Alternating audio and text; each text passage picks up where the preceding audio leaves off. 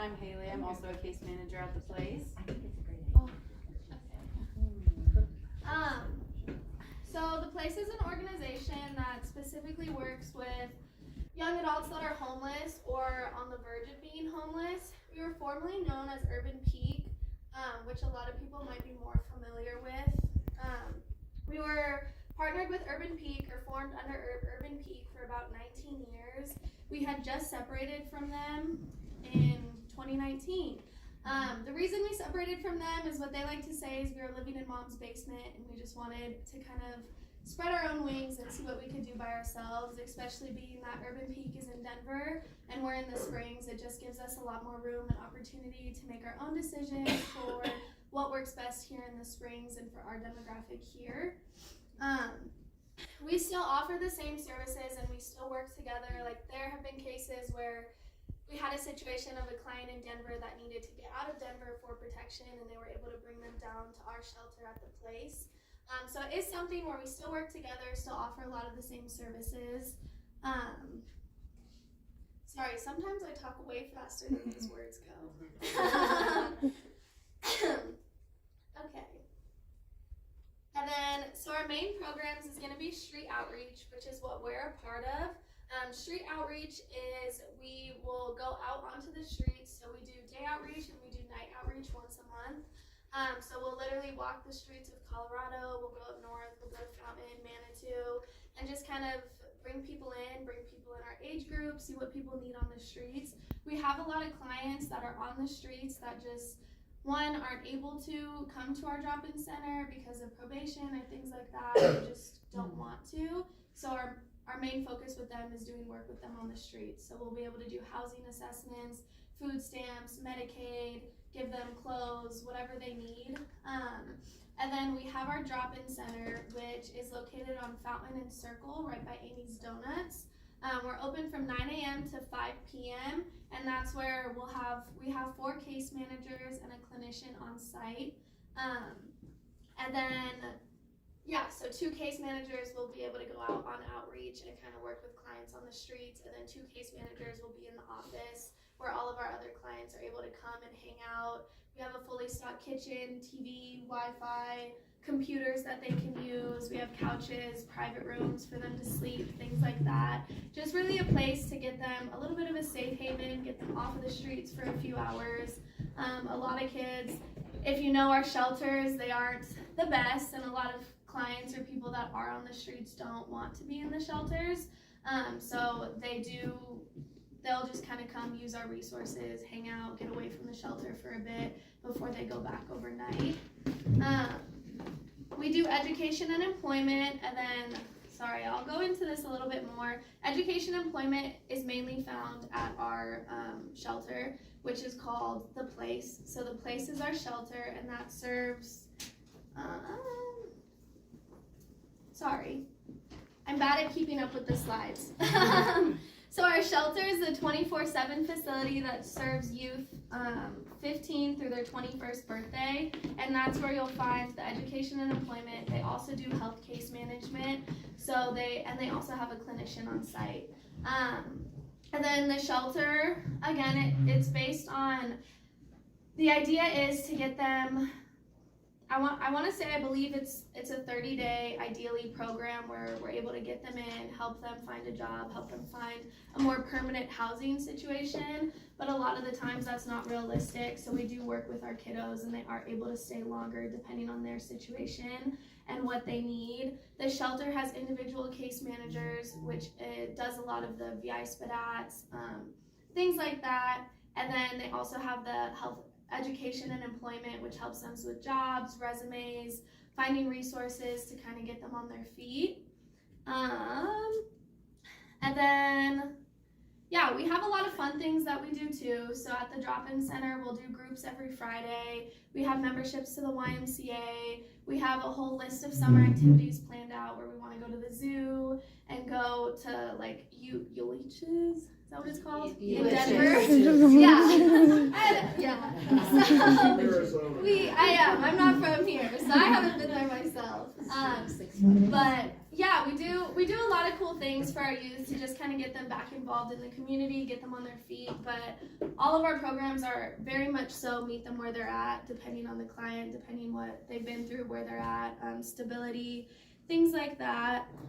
And then, we do have health case management, so we work directly with Peak Vista, yeah, and we have someone come to our shelter once a week that will work directly with our clients, and then we also they're at the Springs Rescue Mission once a week that clients can also go there to see them.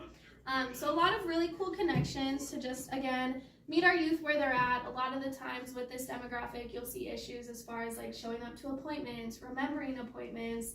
If you don't have a house or stability or a phone or things like that, it's hard to get to places that you need to get to. So that's why it's really cool and really important to just meet them where they're at and be able to help them where they're at as much as we possibly can.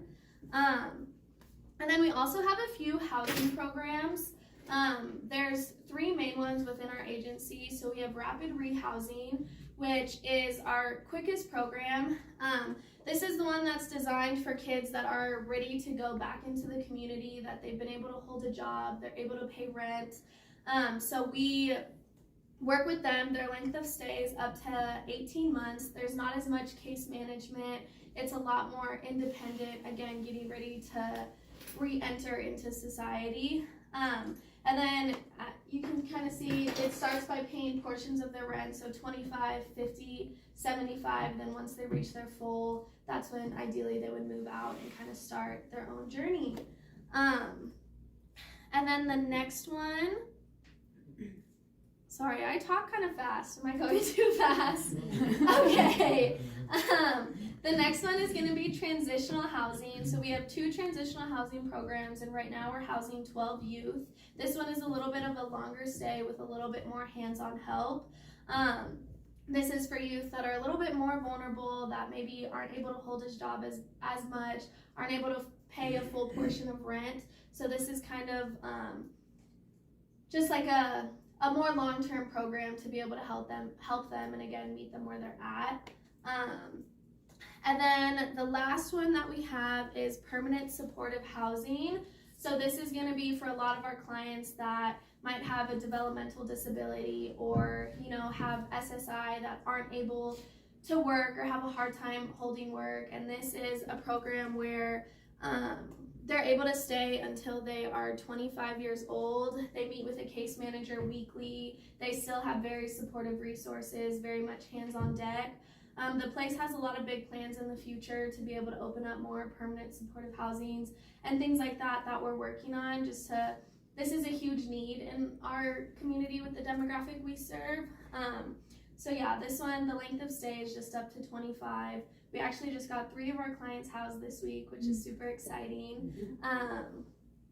So yes, and then kind of just to go into a little bit more about case management. So a lot of the case management we do, again, goes based on the person. So I do one-to-one case management with all their clients. We do goal setting and just kind of like where they're at on a week-to-week basis, where their hope is at for their future, kind of what they're feeling that they want their next moves to be. But then we also have clients that might just come in and sleep because they've been outside all night and they just need somewhere to sleep.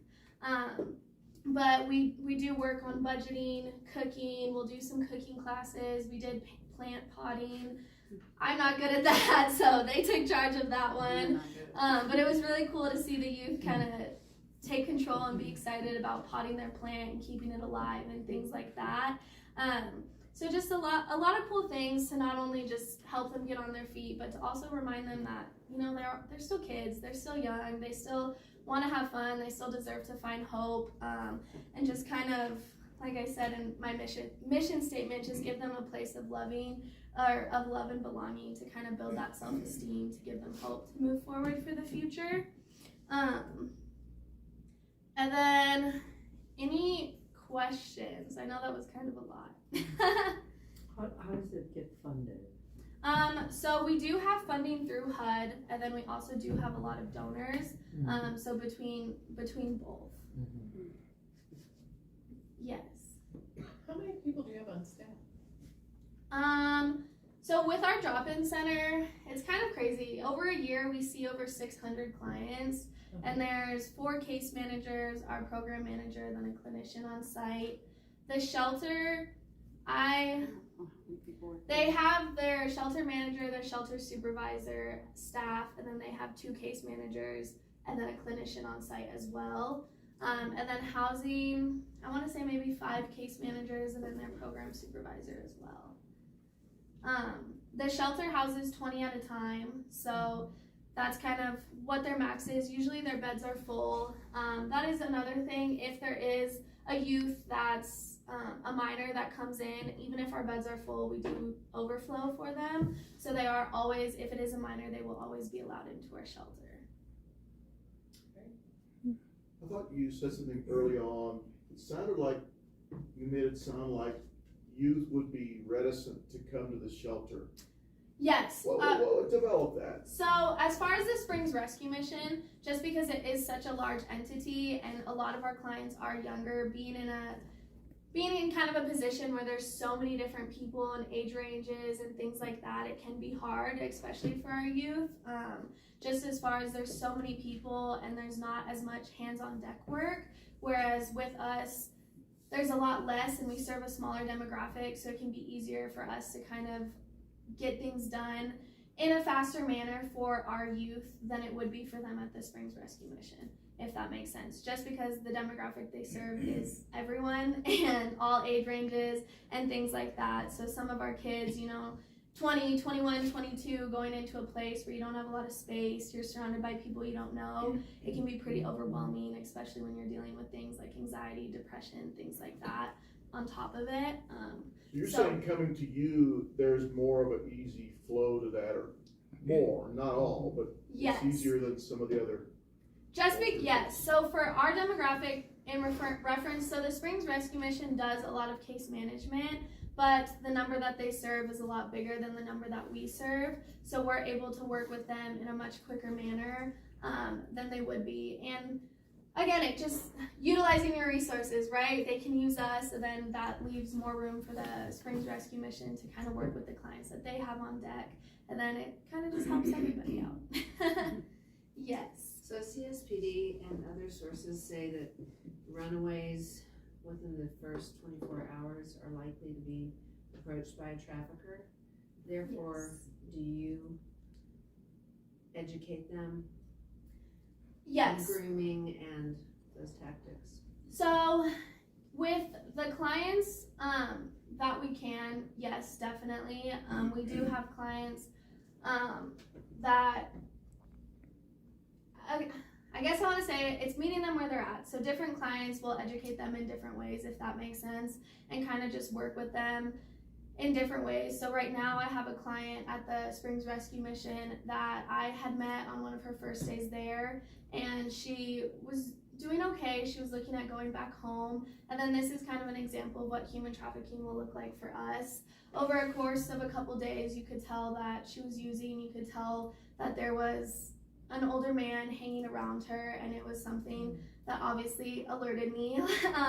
So working with her, it's kind of one of those things where you have to show up, you have to build rapport with them. A lot of the times with our clients on the streets, things like that, especially with our girls, they don't have a house, they don't have food, they don't have means to these resources, so they see this as like their way out. So what our team will do, especially specifically on street outreach, is just continue to work with them. So I will build rapport with her, I talk with her, I bring her snacks, I check to see what she needs, and as I've gotten to know her, I've been able to pull her aside for private conversations, and she's getting a little bit more comfortable with me. And then that's something where we'll try to bring our clinician with, and then see if she'll talk with our clinician and see kind of what we can do to offer more help.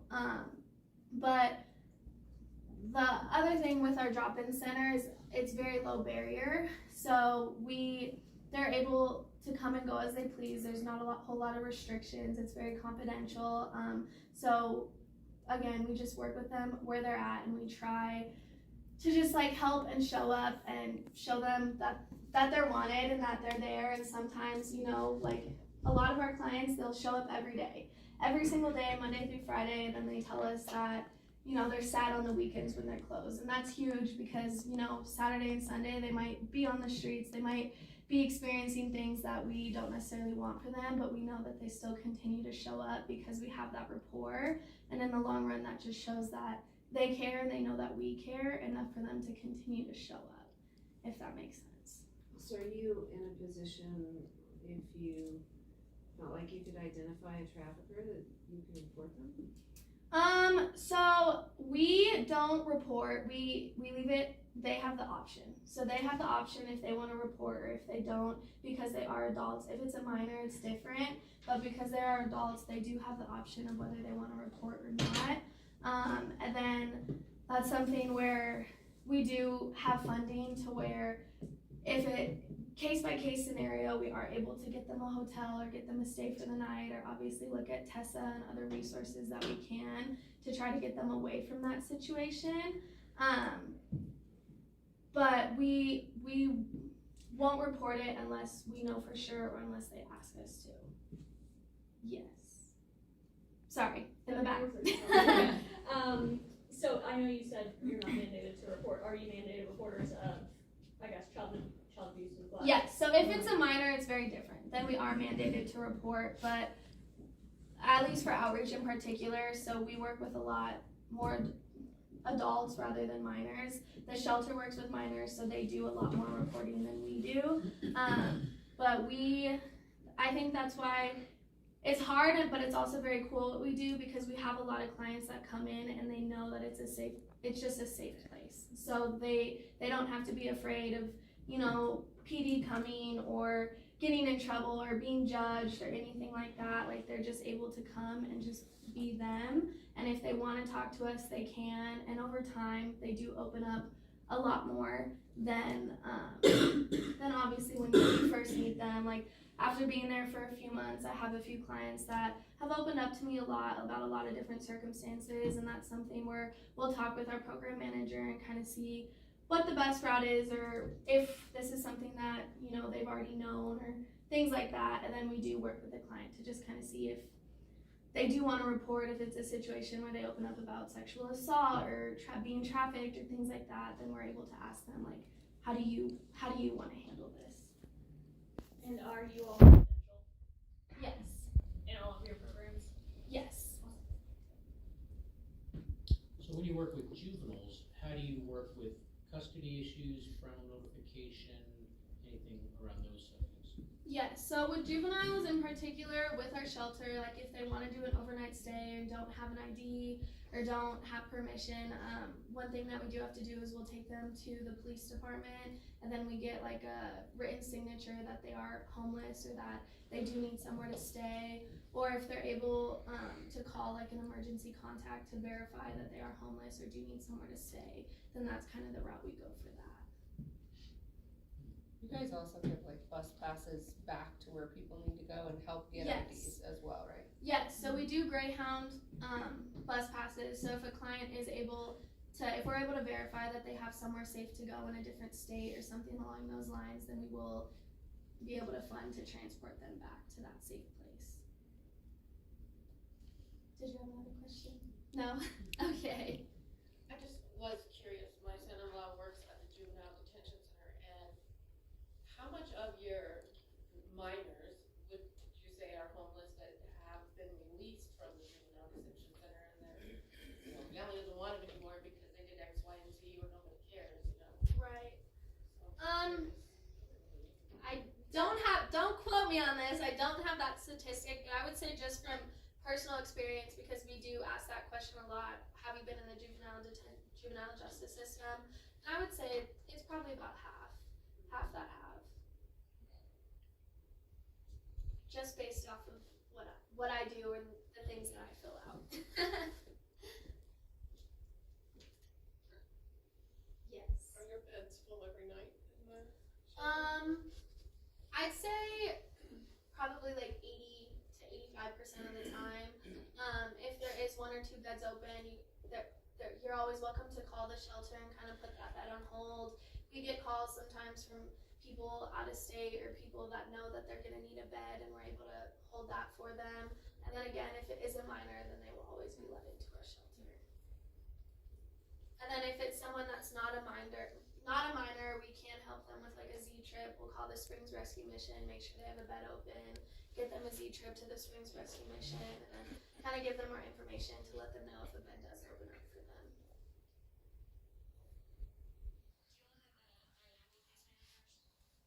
Unfortunately, no, and that is an issue that we have been struggling with. I have been trying to learn Spanish so hard. We have a few clients that only speak Spanish, and that is a little bit of a barrier.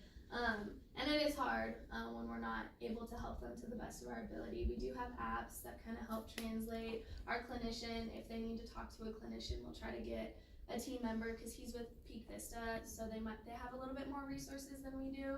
But at this shelter, there is, I want to say, 2 bilingual. One is a case manager and one is a staff, so that can be helpful, but not at all of our agencies.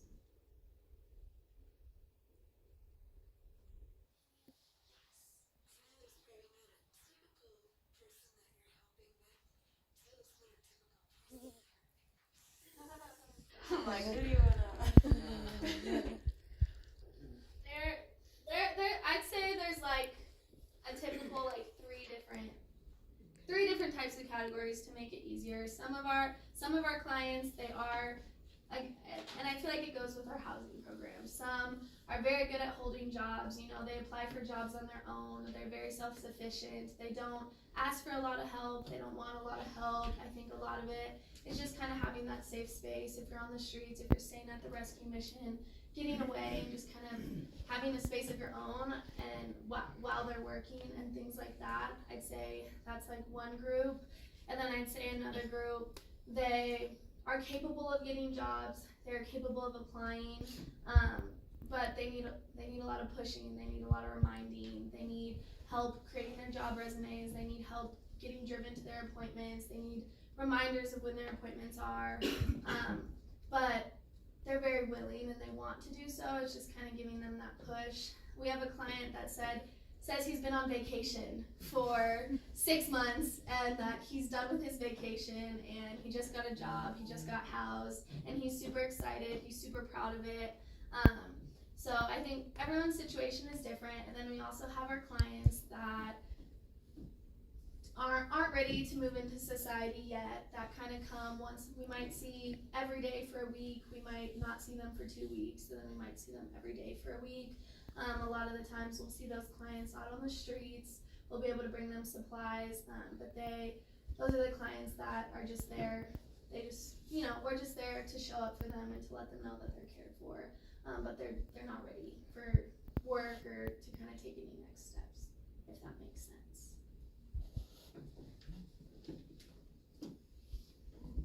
Yes. I know that those of us who are well versed in human trafficking, we know that, runaways and homeless kids and homeless people in general, people experiencing homelessness are highly vulnerable to human trafficking. What would you say to people like us in this room? What could we do to support youth who are experiencing homeless? What can we do to support you as a way to fight human trafficking?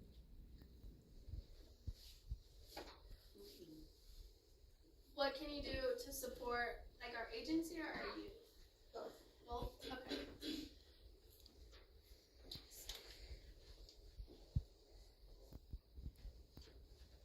I think from my experience, a lot of the times, because I used to work in group homes where I saw honestly a lot more human trafficking cases. I worked in very significant trauma teenage group homes, so I think from experience from that versus the homeless demographic, I think a lot of the times is with the homeless demographic is they are on their own, they're not in anyone's custody, that they've been on the streets, they're fighting for survival, they're in that fight or flight mode constantly, they don't have any sense of stability in their life.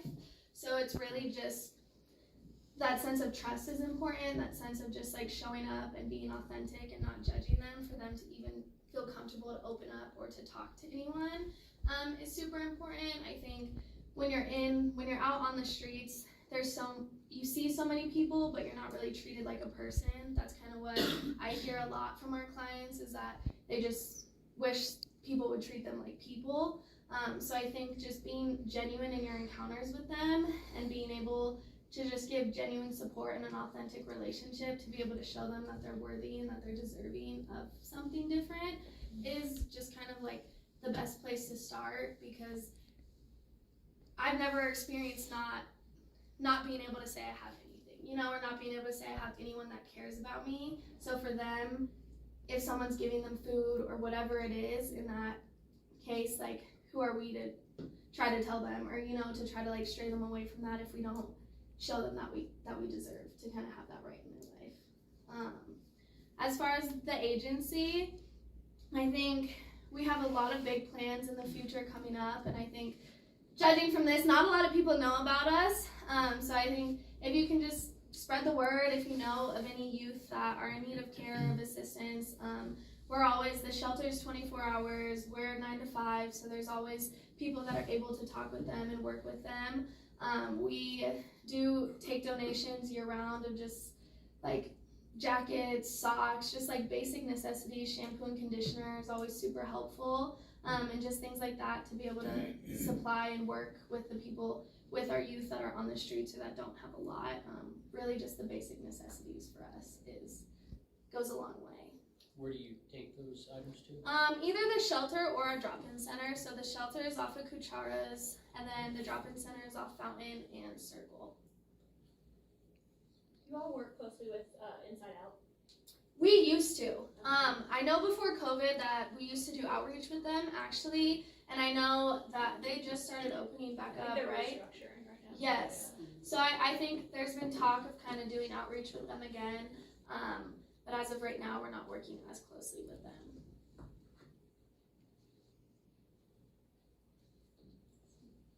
Any other questions? Well, thank you so much for coming. I've learned a lot. I had no idea of all the things, and that little business card doesn't say all of that. Right. So, thank you for Jamie letting us know. Someone else had a Yeah. Jamie. Oh, Jamie. I was gonna ask you about, when youth are at risk of disconnecting and coming into homelessness, you said you've worked at group homes, is that true? Yes. I'm asking you, what are symptoms of youth that you observe when they seem to be on the precipice or on the edge of maybe having to run? Yeah. I would say just like anger, rebellion, kind of, if you notice that their character is changing a little bit, just as far as like outbursts or just completely silent. Like I'd say it's one of the two, of just being completely silent, ready to disappear, or being very angry, having very outbursts, like short tempers, things that you wouldn't normally see, just different behaviors of the spectrum of like, I don't care anymore, I'm done, F this, or the spectrum of nobody cares about me, I'm done, I'm leaving, kind of a thing. Thank you. Yeah. Thank you. I think we'll be in touch again. All right. Great work. What you do. Thank you. Thank you.